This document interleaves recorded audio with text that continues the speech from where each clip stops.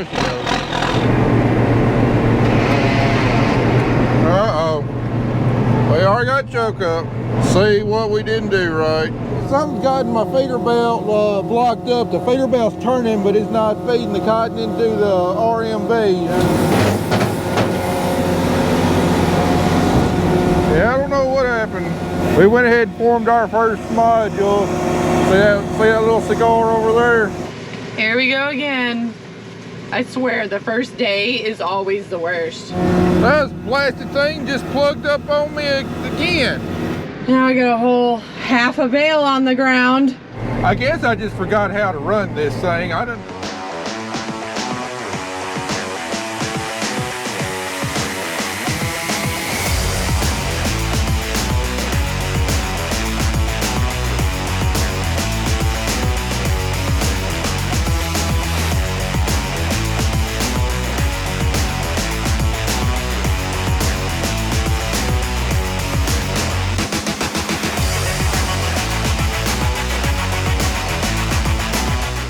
We got another 4 rolls wrap. We're going to change rolls. And I got a little bit of surprise when it goes to change wrap. All right, the burning question in everybody's mind: what's it yielding? You said you gonna have some good cotton this year. Well,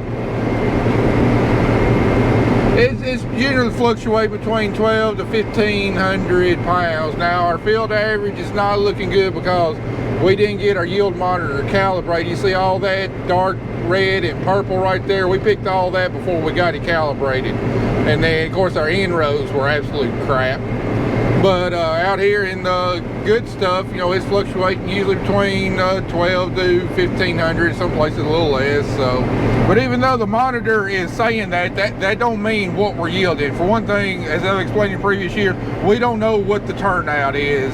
That means we don't know what percentage of what we're picking is actual lint, what percentage is seed, and what percentage is trash. You know, we only get paid on the lint portion. The gin keeps the seed portion to cover the ginning cost because we don't have to pay any cost to the gin to gin our cotton. So until this cotton is ginned, you know, we won't know what its actual yielding. I've got my monitor set on a lint turnout of around 38%. It could be a little less, it could be a little more. You know, usually early pick cotton is generally running around 40, maybe 41% turnout. If that's the case, you know, we could probably add another 70, 80, 90, maybe even 100 pounds an acre to what we're actually getting. So right now the purpose of the yield monitor is not to determine what we're actually using. It's to map the areas of the field to show our good spots and our bad spots. So when we do precision ag in the future with like either fertility or variable rate seeding, you know, we can apply, you know, more inputs in the high yielding areas of the field as opposed to the low yielding areas of the field. You know, I've seen the cotton yield monitors be off by as much as like 20 to 30% once you actually get your gin tickets back. So we're not putting a whole lot of stock in those numbers up there. I mean, but the fact is it's yielding good. I'm happy with it. Probably not yielding quite as good as our non-replanted cotton last year, but it's still a dang good cotton crop and I'm happy with it. But there's absolutely no question about it. Drought definitely took the top end off this crop. Look at a lot of those top bowls, they're kind of small and knotty, and then also you look down in the canopy, 2 hurricanes on the cotton that's already open also took its toll. So we definitely had the potential for quite a bit more out here than what we're actually yielding. Just Mother Nature, as usual, took her share of the crop before we were able to get it. Well, our cotton harvest has started, so that means our chicken litter spread has started as well. And I've got a full buggy behind me full of that freshly ground chocolate, however you want to call it. This is the first load going out here. I believe they've already calibrated it and made sure everything's still throwing like it should and where it should. I just changed our application rate to 2 tons an acre and 35 pounds per foot. So we're gonna see how far this goes. I've got about 9 tons probably in here, about 18,000 pounds, give or take. as we don't have a scale or anything, so there's no real actual correct weight of what's on here, but it's close. It's mighty close. It says the max payload is 9 tons and it's packed full, and that's just going off the information from last year. So, but we're about to make sure I remember how to run this daggum joker. So I'll see y'all in a second when I'm spreading. All right, Kelly and Andy just got back to the field. Andy's loaded up the first load of chicken poop.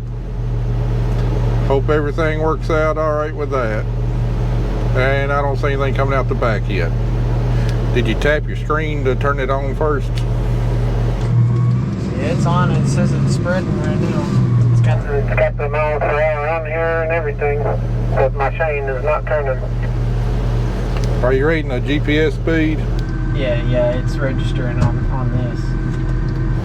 All right, let's try driving faster, and maybe it'll kick on. It was working fine yesterday when I tested it out.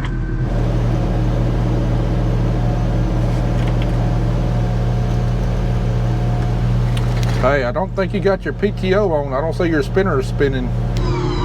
That would be the case. I think Andy's forgotten how to run the chicken litter spreader, just like I forgot how to run the picker.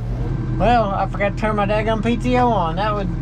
That could cause it to not work. Hey, don't worry. I forgot how to run the picker too. I guess the answer to that question of I wonder if I could still remember how to run this thing is I got all the hard parts, but I forgot to daggum turn the PTO on. So I know how to run the app, but I don't know how to turn the PTO on. I don't know how to run the tractor apparently. Or the fans. No, I'm not saying that. I'm not a delinquent, I don't think.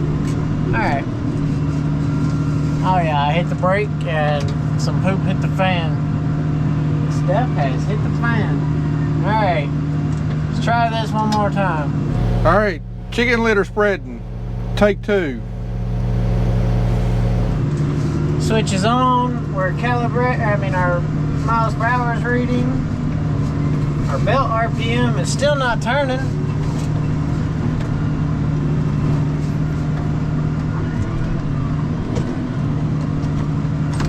Yeah, my chain is still not turning. It says right off target again. Alright, a little bit of a delay, but I forgot how finicky this little application or app or whatever you want to call it, run screen was. Every time you change any of the numbers in there, you got to reboot your entire system. Why ain't my work mode possible? Let's see, what do I got to do? Okay. All right, chicken litter spreading. Take 3.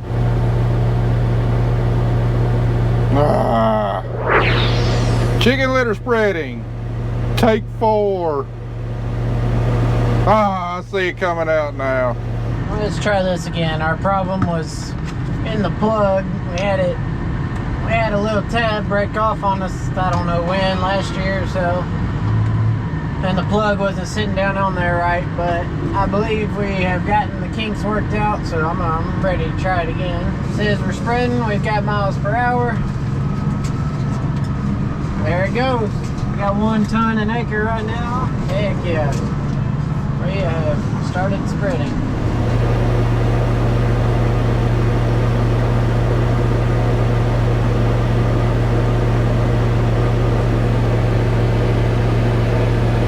Oh, look at that good looking black stuff coming out the back of it. That's all you can ask for. I'm about to lose my crap over here. This door keeps on opening every 5 seconds. It just can't stay shut. Pull it in a little tighter. Watch it lock. It will still pop out, but it'll ride a little longer. Carter's loving the bush hog, as you can tell.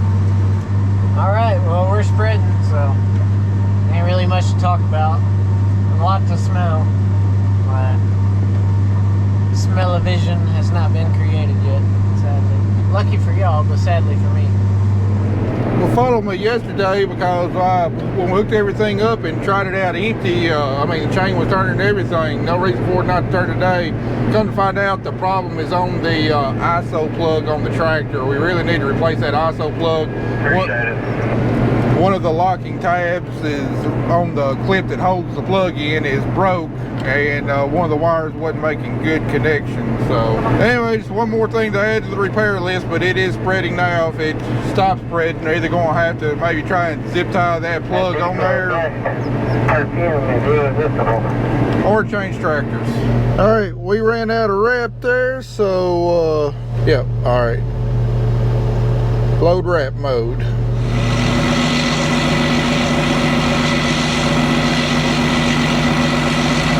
All right, pull the wrap out.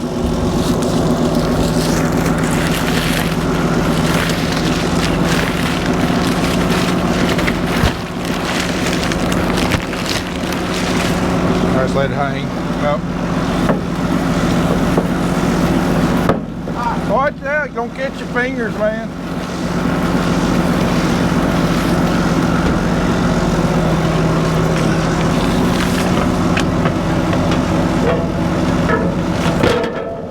All right, hit the toggle switch down.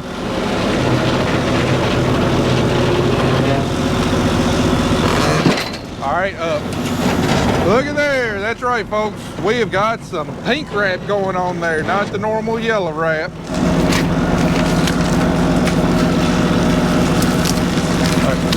All right, now feed it, let's see.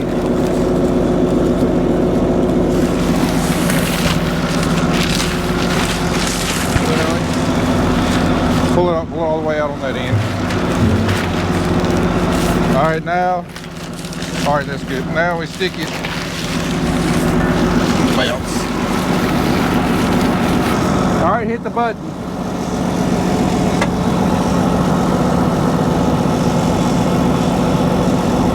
Keep going. All right, this pink wrap was really started on quite a few years ago. As the story goes, I don't know if it's true or not, but a farmer approached John Deere, who manufactures this wrap, and say, let's get some wrap in the pink color to support breast cancer awareness for women, because I think his wife suffered from breast cancer at one point. So John Deere thought it was a good idea, and now John Deere manufactures 3 types of wrap. The yellow wrap, like we've been using, this pink wrap, which is the exact same thing as the yellow wrap, just a little bit different quality, and then they also sell a cheaper wrap, the blue wrap, a lot more economical, but it's not as good and can cause more contamination with plastic in the unwrapping and ginning process. So also people have more problems with miswraps or wrap tearing or whatever on the blue wrap, is what I hear anyway. Now there's several other aftermarket manufacturers, but nobody just yet has produced as trouble-free wrap as John Deere does, so that's why we're still going with them, even though other brands are more economical. But this TAMA wrap that John Deere makes actually came down quite a bit in cost this year as opposed to last year, so it's not, the price difference between this and aftermarket is not near as great. All right, now we need to set the roll down and engage our gears there. All right, we got another 24 wraps loaded in the picker. That ought to last us most of the day. Anyway, my preferences on color is I love the yellow color. I mean, it's a beautiful shade of yellow. That's my preference to run, but you know, just to make Kelly happy, and also to support the breast cancer awareness, we did get some pink wrap. I got a pallet of pink wrap and a pallet of yellow wrap for this year. We still had 2 rolls of yellow wrap left over from last year. Well, 2.5, which was what's on the picker. So pink isn't Kelly's favorite color. Purple's actually her favorite color, but I know she prefers pink over yellow herself. So I'm doing a little compromising now, trying to keep the wife happy. We're going to run a pallet of pink, and then whenever we run out of the pink, we'll swap back to the yellow. It's going to be interesting to see her reaction when she comes out here and sees the first pink roll of cotton out here. Now, if we could just get John Deere to get some big orange wrap, maybe with a big power T on the outside of the roll for all us good loyal Tennesseans, now that would be awesome. I do believe there's an aftermarket manufacturer that makes an orange colored wrap. I don't know too much about it. I'm pretty sure it's made over in China. Whereas if I'm not mistaken, all of the TAMA wrap that John Deere produces is actually made in Israel, I believe, last I heard. I may be wrong though. But yeah, seeing a bunch of cotton modules scattered all over the field. It's got the big, it's got the orange color and the big power T on it. That would be pretty sweet. I think the Marshmallow Manager's son is enjoying his job. All right, we almost got a full module there. See that first pink wrap. Sorry, I know this stuff probably ain't showing up very good on camera. All right, wrap should be coming through. There we go. All right, Kelly's over there picking up some cotton out of my last screw up there. All right, she's ready to eject.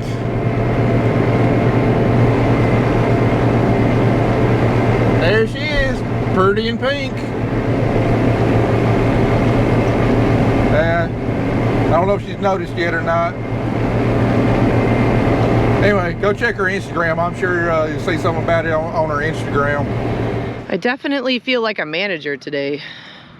Got Carter on the baler picker upper, Matt on the cotton picker. Andy and I went to go spraying. And I came out here and yeah, I'm tagging modules.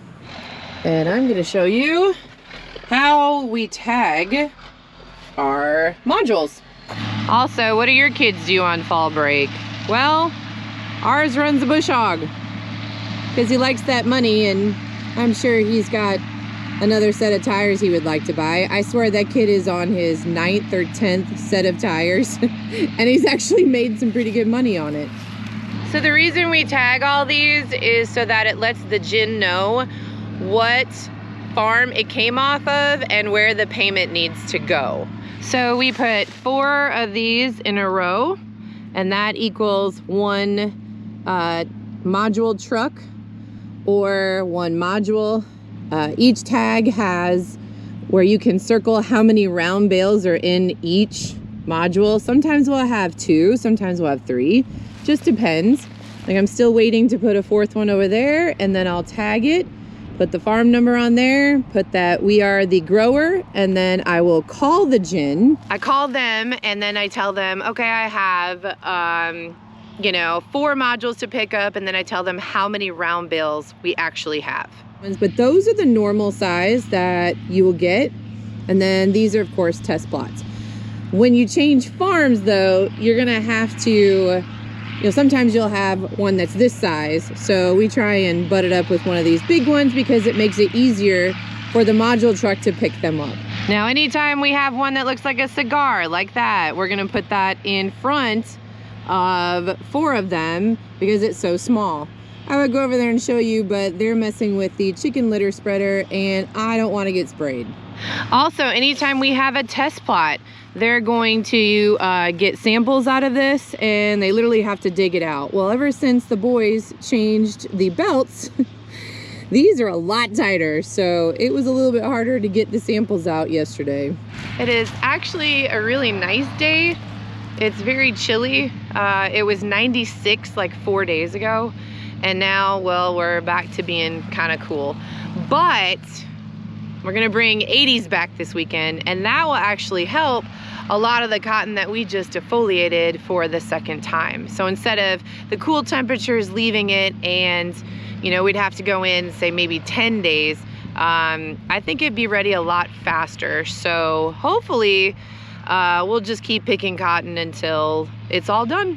So the person who is in charge of moving bales is also in charge of tickets. So every time we tag the module, we put the top copy in one of these so that we can keep up with it in case the trucks or the gin moving them lose the tickets. They know who it will go to. So sometimes they'll call and say, hey, we're missing a ticket.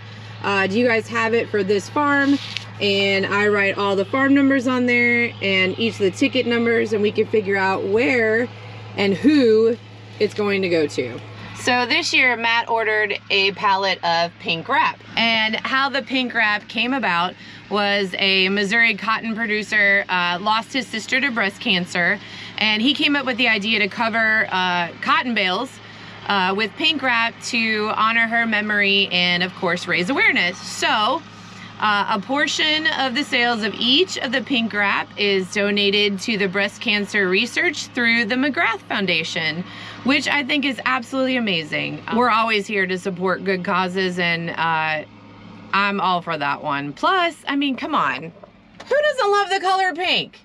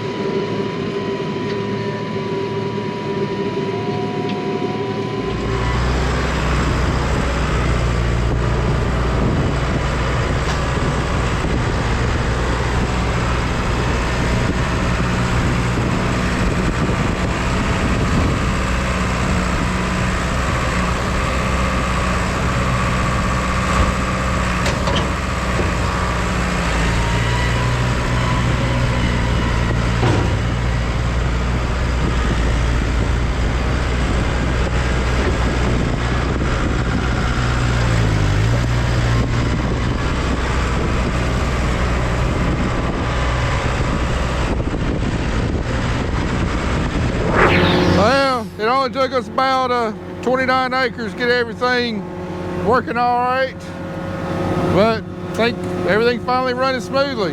Everything except the door latch on that 4440. So anyway, we're gonna get this thing broke down and moved on to the next farm.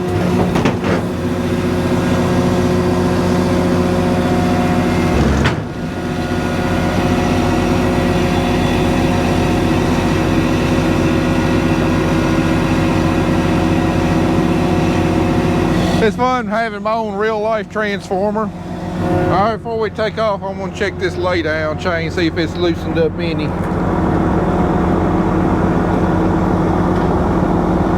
Oh, she's still pretty good and tight. We'll let her be for now. All right, well, as soon as I got going good, they are moving fields, so I'll have this whole place to myself. There goes Matt, his big green machine, and I'm gonna help him move real quick. So it's just a couple pieces of equipment, and I'll be back spreading before you even know it. I'm taking my bologna sandwich with me. Oh, about eight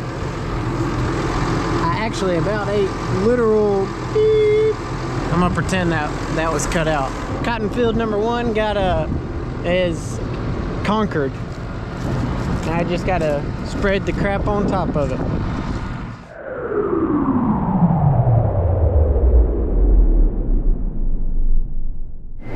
This cotton right here wraps more than any other cotton I got was probably affected most by the hurricane. No, you can't see it. I can see it pretty plainly here. There's a lot of like hard lock bowls. You know, the cotton's just not super fluffy.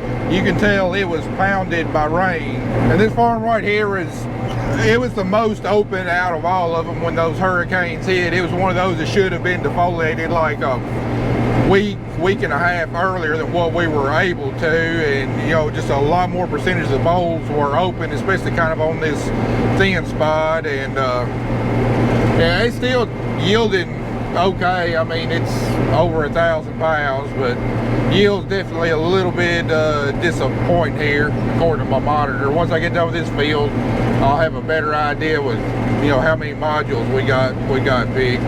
But this field right here, and this one field in this whole farm was one of the ones that I ripped last fall. And that last farm that we picked, we ripped the middle 10 acres of that farm.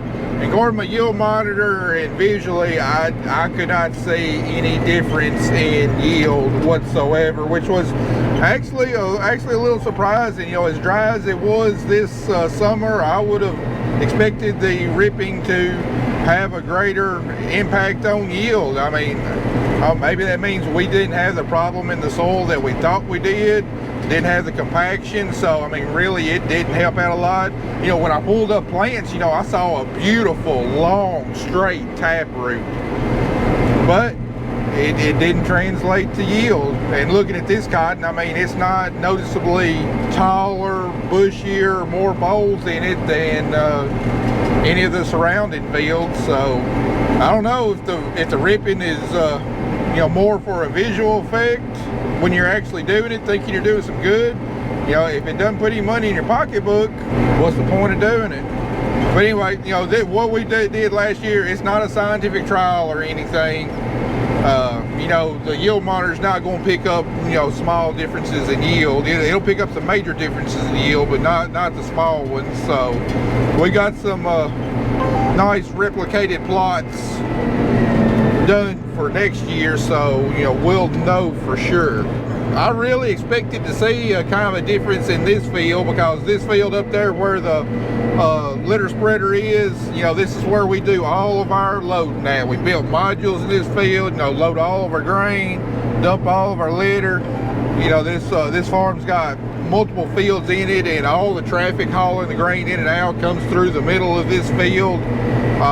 So I really expected to see a pretty significant difference in it, but the only difference I've seen is we got ruts.